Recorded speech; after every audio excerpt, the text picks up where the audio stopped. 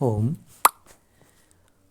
আজ স্বামী ধনঞ্জয় দাস কাঠিয়া বাবার সম্পর্কে আলোচনা করব। এই কুম্ভ মেলা উপলক্ষে এনার প্রসঙ্গ আসছে।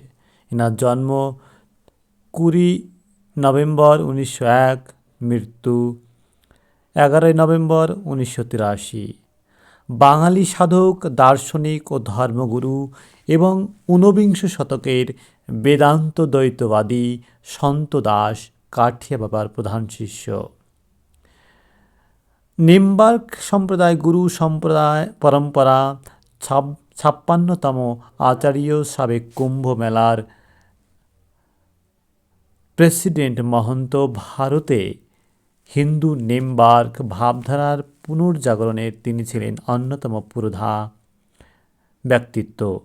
ধনঞ্জয় দাস বহু নিম্বার্ক আশ্রম ও নিম্বার্ক মন্দির, স্কুল, কলেজ এবং বিশ্ববিদ্যালয় প্রতিষ্ঠা করেন।